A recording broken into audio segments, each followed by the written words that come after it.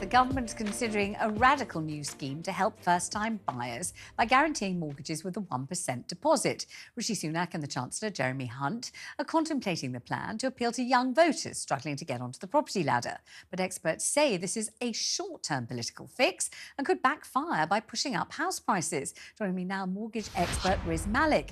Riz, how nice to see you on the programme. Good afternoon to you. 99% mortgages. I think we thought that when we heard the words Freddie Mac and Fannie Mae, and we remember the collapse of the American property market, we were never going to hear about 99% mortgages again. We seem to have gone full circle with this new announcement that's come out where the government's floating the concept for this mortgage where you only put 1% down and potentially they'll guarantee an element of it. I agree with the intention, Vanessa, of trying to get more first-time buyers onto the housing market, but I don't think 99% mortgages are the answer. All right, why not? What could they do? What problems did they bring about last time around? So previously, 100% mortgages have worked and they have worked successfully.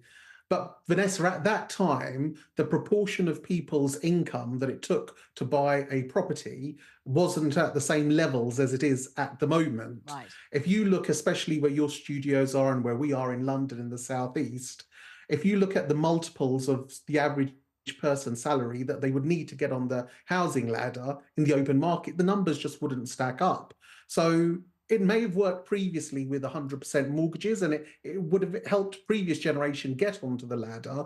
But with the numbers where they are, it just doesn't make sense. All it takes, Vanessa, is for the market to change a couple of percent. And you know, the first-time buyers will be in a position of negative equity. You just asked, what is the solution? And I think the solution is to not think about the housing market in 4-year election cycles. We need a long-term bipartisan approach where the UK has a definitive housing strategy, Vanessa, of building freehold starter homes, not flats, starter homes available only to first-time buyers to get them onto the property ladder. We had some data come out today which shows that construction levels are massively down. We have the developers, we have the capacity. I think we need to basically utilise the resources to get things moving. And yet every time that's about to happen, either it's decided that whatever the land is not appropriate, it's a greenfield site, it's a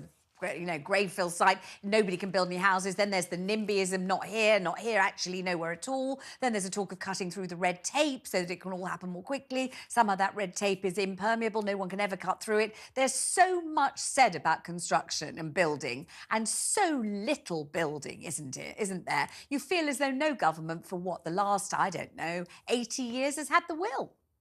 But Vanessa, we're on, I think, 16 housing ministers since 2010. Yeah. 16 housing ministers. By the time somebody's in post and have got their business cards printed, somebody else is knocking on the door to take over. We need a long-term approach. We need a long-term strategy and cut the red tape for the developers. Where it makes sense, completely agree with you. Cut the red tape for the developers. Use modern construction methods. Let's get the homes energy efficient and let's get building for first-time buyers. I have to say, you're very eloquent, you're very fluent. It's not the first time I've heard that suggestion. I've probably heard that suggestion, 6 times a year minimum for the last 500 years since I was a child broadcaster. Everybody says it makes a hell of a lot of sense, but nobody ever does it. Isn't that true? And that's the case, and that's where I keep on saying, farewell. Thank you so much.